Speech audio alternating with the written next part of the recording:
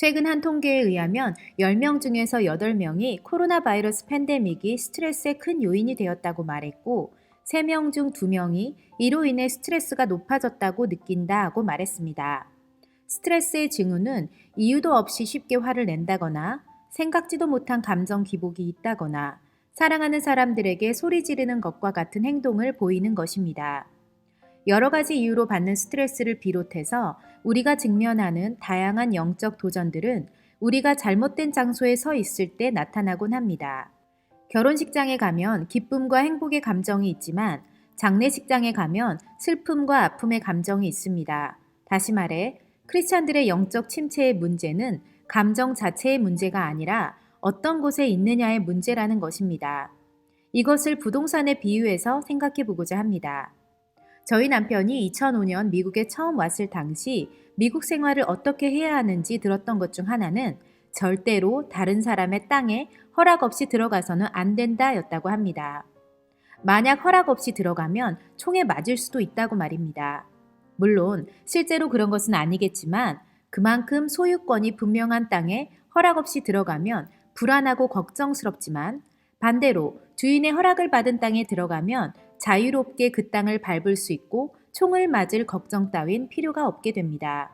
남의 땅에 무단으로 들어가면 위험하지만 주인의 허락을 받은 땅에 들어가면 자유할 수 있는 것처럼 하나님의 땅에 자유롭게 거하기 위해서는 땅 주인의 허락을, 즉 예수님의 허락이 필요합니다. 예수님은 너희가 내 말에 거하면 내 제자가 되고 진리를 알지니 진리가 너희를 자유롭게 하리라고 말씀하셨습니다. 그런데 사람들은 이 말씀을 듣고 자신들은 아브라함의 자손이라 남의 종이 된 적이 없는데 어떻게 자유롭게 될 수 있겠냐고 예수님께 질문합니다. 예수님은 사람들의 종교나 족보를 말씀하시는 것이 아니라 그들의 영적 삶에 관해 말씀하시는 것입니다.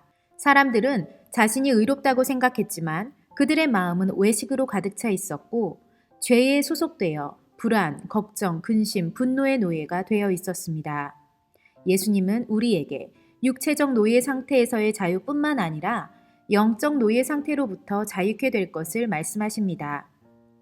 에덴 동산에서 아담이 하나님의 말씀을 어기는 순간부터 인간은 두려움을 느끼기 시작했고 그 전까지 그와 같은 두려움과 걱정의 감정을 느껴본 적이 없었습니다. 분노와 두려움의 기원은 바로 이때부터 아담이 낙원으로부터 추방된 후 시작되었습니다. 진리는 이것입니다.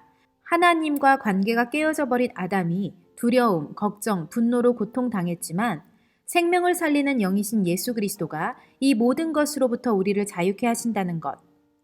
길이요 진리요 생명이신 예수님만이 불안과 공포와 두려움의 땅에서 하나님의 영적 땅으로 들어갈 수 있도록 허락하실 수 있습니다.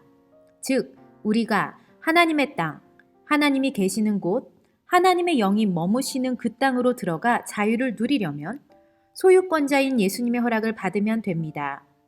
우리가 예수님께 소속된 그분의 제자가 된다면 우리는 하나님의 임재 위에 거할 수 있습니다. 당신은 지금 어디에 서 계십니까? 허가되지 않은 땅에 불안과 걱정을 안고 서 계십니까? 아니면 주인의 허락을 받은 안전한 땅에 자유롭게 거닐고 계십니까?